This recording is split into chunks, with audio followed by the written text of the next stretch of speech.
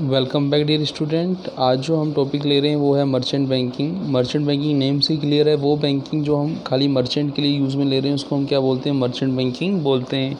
इस merchant banking को यदि हम इंडियन सिनेरियो में देखें तो इंडिया के अंदर मर्चेंट बैंकिंग है क्या। Merchant banker are a body corporate who carried on any activity of issue management which consist of preparing prospect and other information relating to issue. इसका मतलब ये हुआ कि मर्चेंट बैंकिंग इंडिया की कंसर्न में ये है कि यदि कोई भी कंपनी फंड रेज करना चाहती है, शेयर इशू करना चाहती है, इशू मैनेजमेंट करना चाहती है, तो उसको इशू कब करना है इकोनॉमी के अंदर, कैसा टाइम रहेगा जहाँ फंड का प्रोक्योरमेंट आसानी से और कम कॉस्ट पर हो सकता है। उसके लिए प्रोस्पेक्ट्स प्रिपेयर करना, उससे रिलेटेड इन्फॉर्मेशन को कलेक्ट करना, ये क्या कहलाता है, मर्चेंट बैंकर इंडिया में कहलाता है।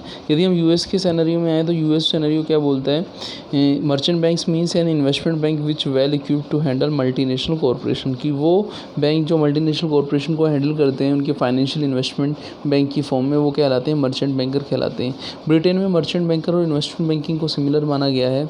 अब हम इंडिया के कंसर्न में यदि हम डेफिनेशन देखें मर्चेंट बैंकिंग की, तो हम ये बोल सकते हैं कि मर्चेंट बैंक वो फाइनेंशियल इंस्टीट्यूशन होते हैं जो सर्विसेज प्रोवाइड करते हैं, चाहे वो फी बेस्ड हो चाहे वो फंड बेस्ड सर्विस हो। उसका पर्पज़ क्या रहता है, जैसे आप देखें merchant banking definition, notification of the ministry of finance define a merchant banker as any person who is engaged in the business of issue management either by making arrangement regarding selling, buying, subscribing to security as a manager, consultant, advisor, rendering corporate advisory service in relation to the such issue management. की किसी भी company में as a finance या subscriber या फिर share holder आप as a adviser work कर रहे हो और उसका पर्पज़ क्या है कि कंपनी को फ़ंड रेज़ करने में क्या करना, मदद करना, तो वो कहलाता है मर्चेंट बैंकिंग कहलाता है। अब मर्चेंट बैंकिंग के यदि हम फंक्शंस के अंदर आएँ तो मर्चेंट बैंकिंग के फंक्शन को हमने डिवाइड किया है।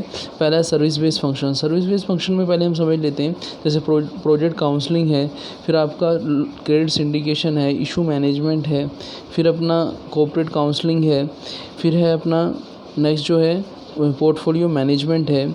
इसके अलावा है आपका स्टॉक ब्रोकिंग डीलरशिप है और जॉइंट वेंचर एब्रोड है, डिवेंचर ट्रस्टी है। तो ये आपकी जो है सर्विस बेस्ड है। दूसरा क्या है, फंड बेस्ड है। फंड बेस्ड के अंदर बिल डिस्काउंटिंग है, वेंचर कैपिटल है, बोट आउट डील्स हैं, इसके अलावा लीज हायर परचेज है, फैक्टोरिंग है।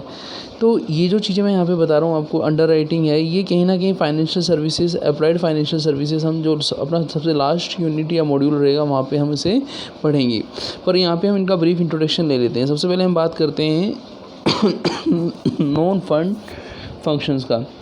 जैसे बिल डिस्काउंटिंग का मतलब है, बिल डिस्काउंटिंग का मतलब ये है कि हमें जो बिल ऑफ एक्सचेंज जो हमारे रहते हैं, जो हम इशू करते हैं, उसके बेस पर हमें क्या करना, फ़ंड अवेलेबल कराना। जैसे मान लीजिए कोई बिल है, उसकी डेट काफ़ी लेट है और लेकिन हमें पैसा भी चाहिए, तो उस बिल के बेस पर हम बैंक से पैसा ले सकते हैं, तो बिल डिस्काउंटिंग फंक्शन है, फंड बेस्ड फंक्शन है। फंड बेस्ड फंक्शन इसलिए है कि इस फंक्शन को परफॉर्म करने के लिए बैंक के कुछ फ़ंड लगेंगे, उसको हम क्या बोलते हैं, बिल डिस्काउंटिंग फंक्शन बोलते हैं। फिर क्या है, वेंचर कैपिटल। वेंचर कैपिटल का मतलब है कि किसी भी नए वेंचर को शुरू करने के लिए जो भी हमें फंड्स या कैपिटल रिक्वायर होती है वो क्या कहलाता है, अपना वेंचर कैपिटल कहलाता है। तो मर्चेंट बैंकर क्या करता है, एज ए बैंकर वो वेंचर कैपिटल भी प्रोवाइड कराता है। फिर हम बात करेंगे बोट आउट डील्स।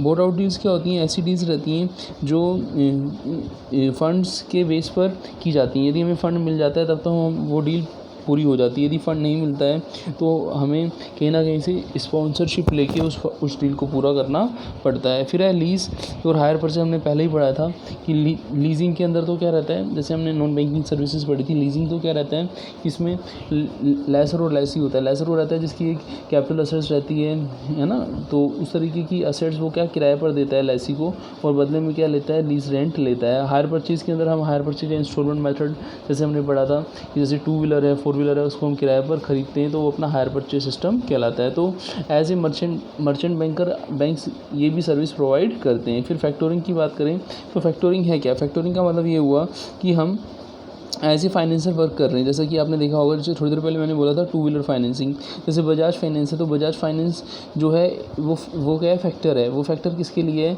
उसकी जो कंपनी है वो है बजाज मोटर्स, और बजाज मोटर्स के लिए वो क्या है, फैक्टर है। तो बजाज मोटर्स के लिए जो बजाज फाइनेंस फैक्टर है वो फाइनेंसिंग करता है। तो फैक्टोरिंग इन हाउस मैनेजमेंट है, रिसीवेबल का मैनेजमेंट करना है, और इसके बदले में वो कुछ चार्ज भी लेते हैं जिसको कमीशन या डिस्काउंट बोलते हैं।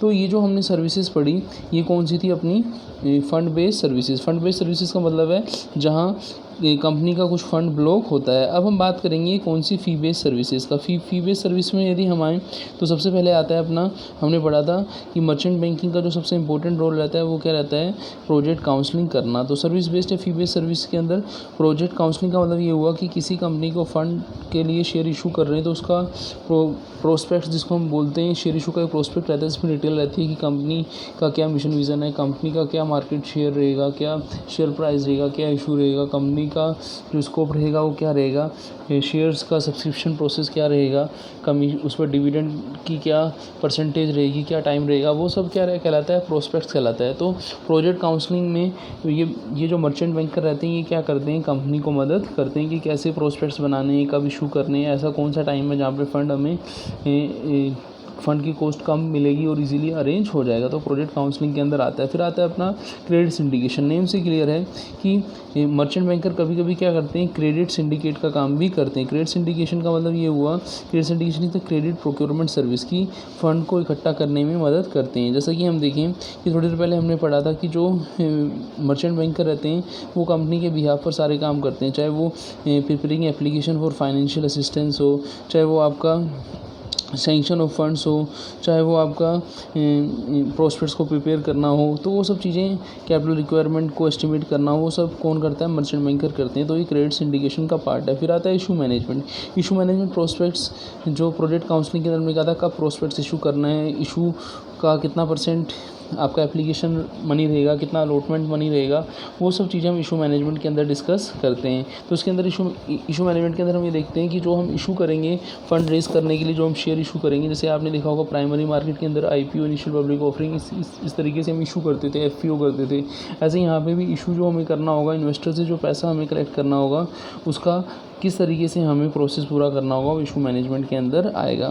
फिर आएगा आपका इशू मैनेजमेंट के बाद नेक्स्ट क्या है, कॉर्पोरेट काउंसलिंग। कॉर्पोरेट काउंसलिंग का मतलब ये हुआ कि जब मोर देन वन कंपनीज जुड़ के किसी ग्रुप के लिए क्या करती हैं, काउंसलिंग करती हैं, तो उसको कॉर्पोरेट काउंसलिंग बोलती हैं। जैसे कि मैंने आपको कुछ टाइम पहले इंश्योरेंस के अंदर बताया था कि री इंश्योरेंस रहता है कि जब इंश्योरेंस का अमाउंट इतना ज़्यादा हो जाता है कि इंश्योरेंस कंपनी इसको पूरा नहीं कर सकती तो दूसरी कंपनी के साथ जुड़ के वो री इंश्योरेंस करती है। ऐसे कॉर्पोरेट काउंसलिंग के अंदर क्या रहता है, बहुत सारे बैंक्स मिलके किसी कॉर्पोरेट को क्या करते हैं, फाइनेंस करते हैं।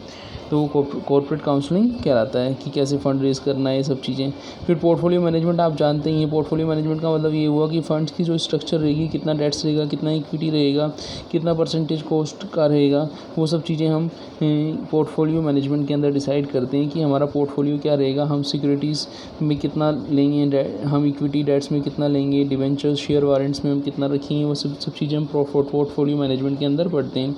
स्टॉक ब्रोकिंग एंड डीलरशिप आप समझिए कि मर्चेंट बैंकर जब कंपनी के लिए इशू मैनेजमेंट करते हैं तो ऐसे वो underwriter as a stock broker भी वो काम करते हैं।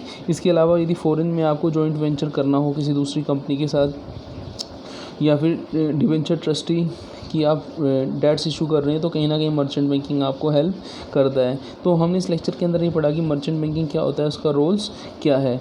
तो मिलते हैं नेक्स्ट लेक्चर में। थैंक्स।